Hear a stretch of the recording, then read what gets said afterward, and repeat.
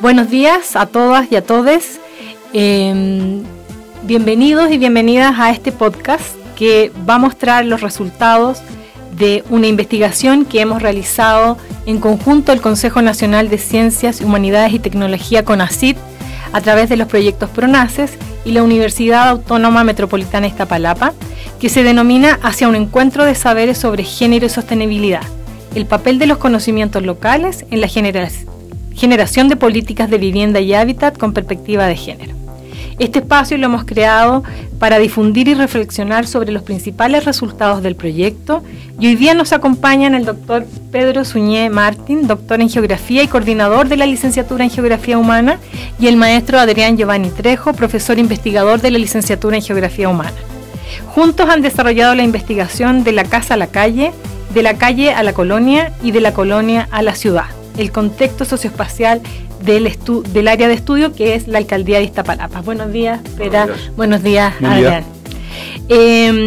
La idea es que podamos conversar un poco de los resultados que ustedes obtuvieron de este proyecto que se enmarca dentro del gran proyecto de CONACYT, y me gustaría empezar preguntándoles cómo ustedes caracterizarían a la alcaldía de Iztapalapa desde una perspectiva espacial. Bueno, ¿quién empieza? Bueno, es una pregunta interesante porque además, nosotros, yo en particular, yo soy extranjero y aunque yo llevo muchos años aquí, para mí Iztapalapa lo tenía muy desconocido. Y ha sido en realidad gracias a este proyecto que hemos ido aproximándonos a la realidad de una delegación o una alcaldía que es muy extensa, es la más habitada de toda la Ciudad de México, y además una de las más densas en población, ¿no? Y con características muy diferentes en unas colonias con respecto a otras. Y entonces, en esta aproximación, aunque nosotros ya venimos muchas veces aquí porque tenemos la universidad aquí cerca, bueno, dentro de la alcaldía, no la hemos conocido tanto como para no hacer la investigación que se requiera, ¿no? Entonces, en este proyecto en el que participamos, decidimos seleccionar 3 colonias que creíamos que podrían ser emblemáticas de lo que podría ser Iztapalapa. Una de ellas es San Miguel Teotongo, una colonia que debe tener ya 50 años de existencia. Me parece que este año se celebrará el 50 aniversario de la Unión de Colonos, ¿no? Y que creció sobre las faldas del volcán de Santa Catarina, ¿no? Toda la serranía de Santa Catarina, y con los problemas que eso conlleva. La otra colonia es el barrio San Miguel, que es donde está ubicada también la Universidad Autónoma Metropolitana, la Unidad de Iztapalapa, que a pesar de que la recorremos diariamente, hemos constatado que la dificultad que contiene un barrio que es tradicional, unos 8 barrios tradicionales de Iztapalapa, convivir con la industria, con las naves industriales que crecen en la parte sur de la alcaldía, de este barrio, ¿no? Y por último elegimos una colonia relativamente nueva entre comillas, ¿no? Que es Solidaridad del Salado, que es un proyecto urbanístico crecido en la época de la presidencia de Carlos Salinas de Gortari, que urbanísticamente está muy bien diseñada, es decir, son edificios de 3-4 plantas, con una distancia entre unos y otros suficiente como para que corra el aire, que la gente pueda circular, pero que curiosamente los habitantes han convertido esa colonia en una especie de cerco, ¿no? de cerco amurallado, con diferentes barreras y con problemas también muy interesantes de estudiar y de conocer, ¿no? Entonces son 3 colonias que creo que son emblemáticas de lo que es Iztapalapa. No sé si todo el conjunto de Iztapalapa se puede reflejar ahí, pero una parte importante de la alcaldía creo que se encuentra en estas colonias.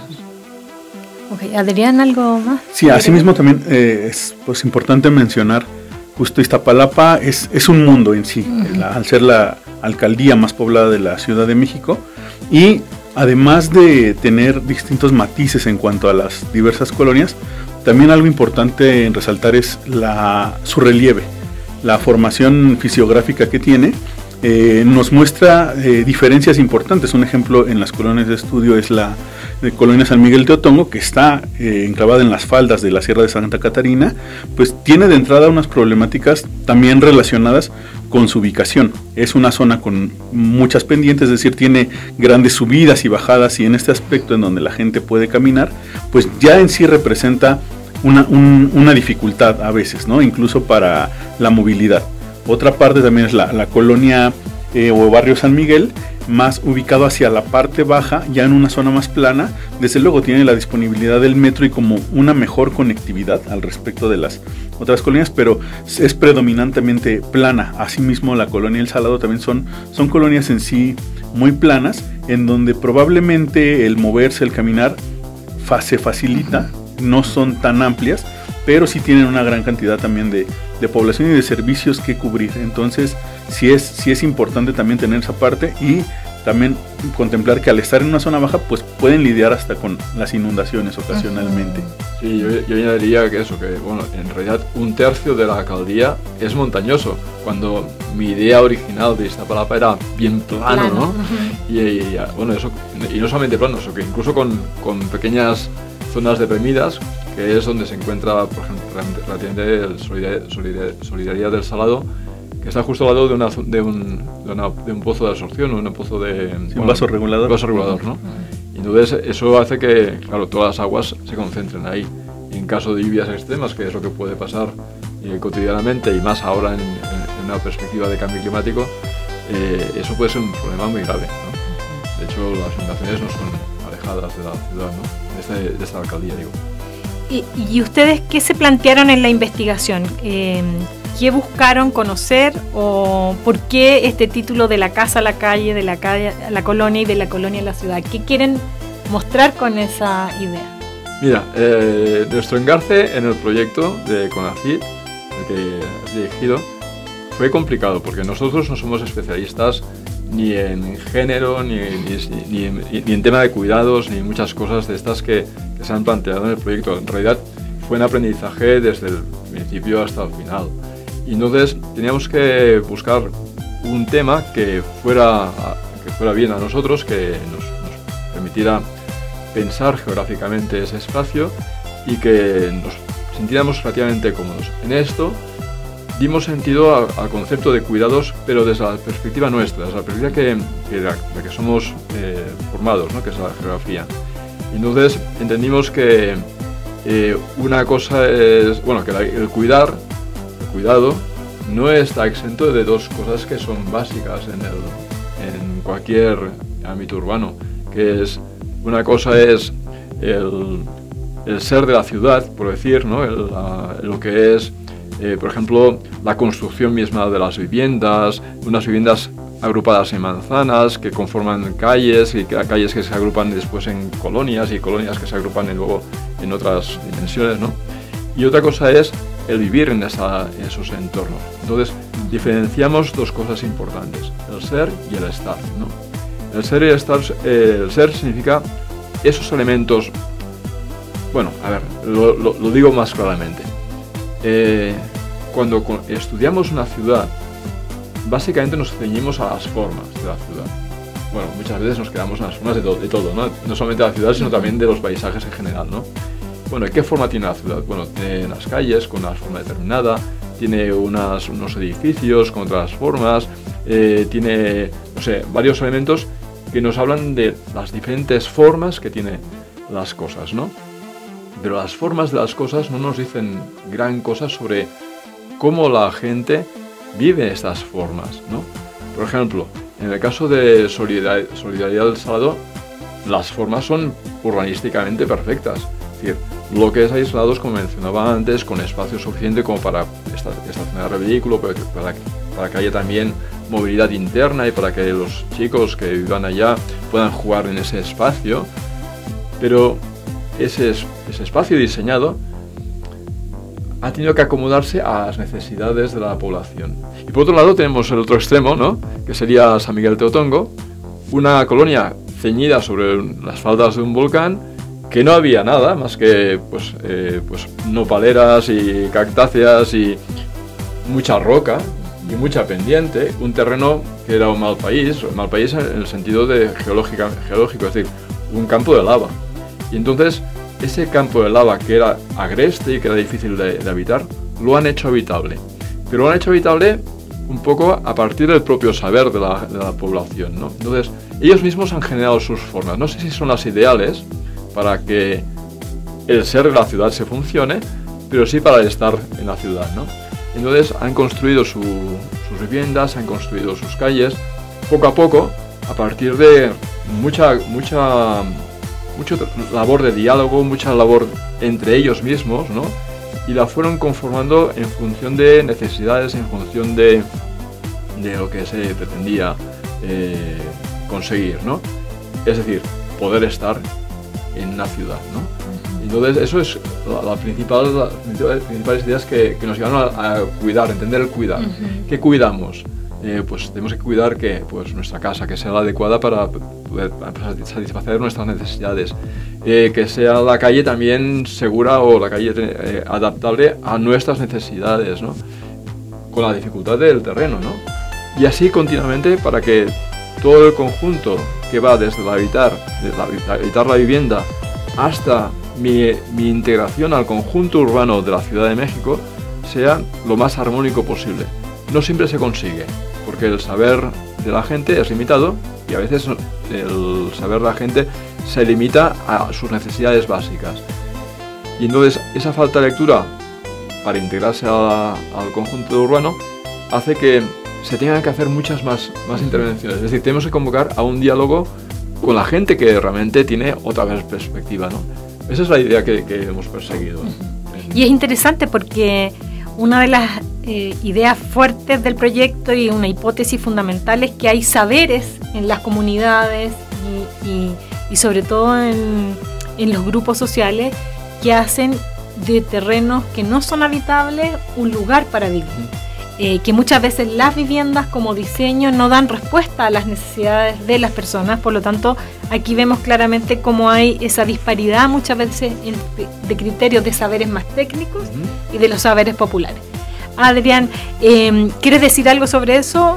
Sí, un ejemplo importante es que recuerdo en estas visitas a campo y que también es muy claro de la zona, en Solidaridad del Salado, que es un conjunto con un diseño urbano que en un principio parece que está bien pensado, y te das cuenta que la necesidad de las personas por tener servicios, por acercarse a la escuela, por tener seguridad principalmente, han tenido que generar una modificación importante en la zona, desde poner rejas, candados, lo cual ya les da una cierta sensación de seguridad, pero a la vez les incomoda el paso de un lugar a otro. Si no tienes llave de algún acceso, si no eres un habitante de la zona, no puedes atravesar tan fácil. Las cocheras, que en un momento pues se pensó hay un espacio suficiente para que tengan un vehículo, pues de pronto se empiezan a convertir en tiendas, en papelerías, en algún negocio muy local, pero que te dice es que aquí hace falta también ese tipo de mercado, de venta, a veces no es lo más formal, pero es una manera que a ellos les ha solucionado tener servicios cerca que no estaban pensados para esa zona y para a lo mejor el tipo de población. Por su parte también del lado de San Miguel Teotongo, la forma en que se crean hasta las banquetas, porque pues son banquetas muchas veces que requieren escalones debido a la manera en que uno tiene que acceder por las pendientes importantes. Hay lugares en donde los carros o los vehículos no tienen acceso y bueno, es hacer un sendero y tratar de caminar de la manera mejor posible. Y bueno, ahí también viene como una modificación del entorno que probablemente una parte fue planeado, pero otra se ha ido adecuando de acuerdo a las necesidades de las personas. Ajá. Y bueno, y también a su necesidad de tener ciertos servicios cerca, ¿no? Farmacias, mercados, de pronto ir con los niños en camino a la escuela, con alguna persona enferma, ahora que ya también la dinámica demográfica está haciendo que haya más personas de mayoría de edad, también se convierte en algo que a lo mejor en su momento no se visualizó. ¿Cómo vas a acceder con sillas de ruedas o con alguien en muletas o con alguien que le cuesta trabajo desplazarse en zonas o con muchas pendientes o con banquetas inaccesibles? Qué interesante.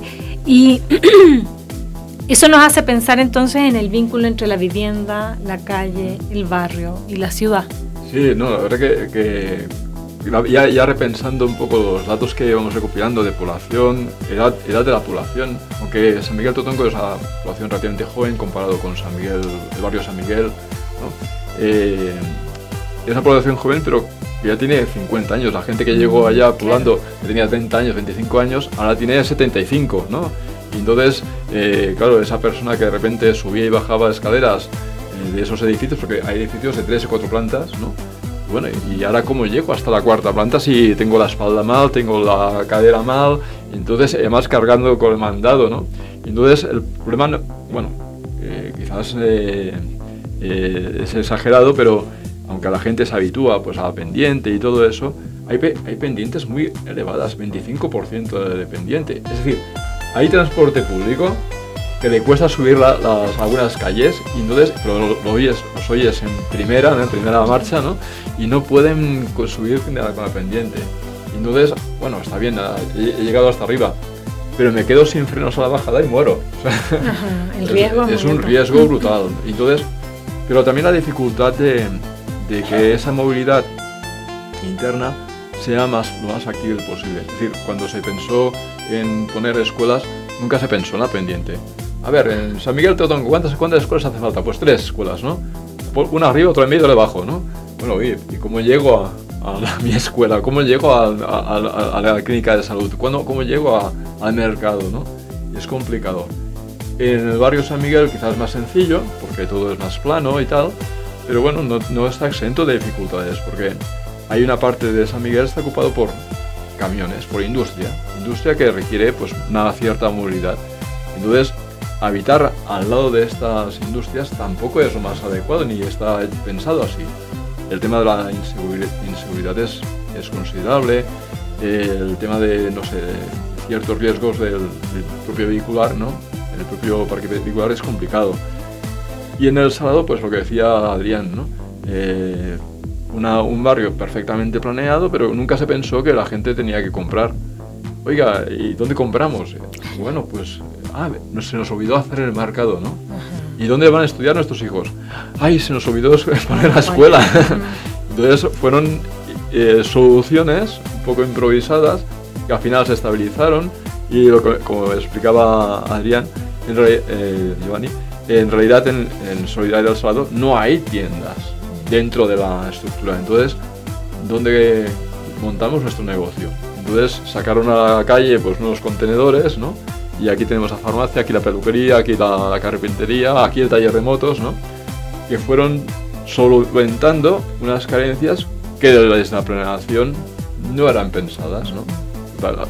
Lo que querían los urbanistas es que durmieran y que se fueran a trabajar al día siguiente, pero no que vivieran allá. Entonces el problema del estar y el ser son los dos límites de esa ciudad que queremos montar, ¿no? Ser, ¿para qué? Para que trabaje la gente, para que sean buenos trabajadores, buenos ciudadanos, buenos consumidores, o hay que hacer una ciudad para estar en ella, es decir, para que los niños puedan jugar con seguridad, para que la gente, las mujeres no tengan ningún problema a la hora de deambular por las calles y puedan pasar del transporte público a su casa sin ningún tipo de riesgo, tanto por temas de iluminación nocturna, por ejemplo. Hay calles que están muy mal iluminadas y conviene hacer una inversión en ese aspecto. No sé, hay muchas cosas que se pueden mejorar, y que esa unión que mencionabas tú, Paula, del saber tradicional, que tiene que ver con las necesidades propias del vivir, con las necesidades de la sociedad de consumo capitalista en la que estamos, que tienes que ser un trabajador y además que tienes que cuidarte, porque si no te cuidas no estás sano para trabajar, ¿no? Entonces, ese es el gran dilema que tenemos en los estudios urbanos, ¿no? ¿Por qué apostamos? Por el ser de la ciudad, que tiene que ver con la movilidad, con la conectividad, con el trabajador indispensable que va a cumplir sus horas de trabajo y que tiene la energía suficiente para estar sano, o apostamos por unas condiciones de vida que, bien aseguradas, va a generar todo ese cuidado necesario para que se cumplan las necesidades de la sociedad. ¿Qué estamos apostando, no? Entonces, mi idea es esa, ¿no? Perfecto. Bueno, yo quiero agradecerles porque la investigación que ustedes han hecho, además, revela que la noción del cuidado no es solo de las mujeres, ni es solo de las instituciones, sino que cuidarnos, cuidar los espacios, forma parte de la experiencia cotidiana del habitar. Y el trabajo que ustedes han hecho va orientado a mostrar que esa idea del cuidado cruza todas las experiencias de las personas, pero también de los espacios. Muchas gracias, Pera. Muchas gracias, Adrián. Gracias. Y cerramos el podcast del proyecto de investigación hacia un encuentro de saberes sobre género y sostenibilidad.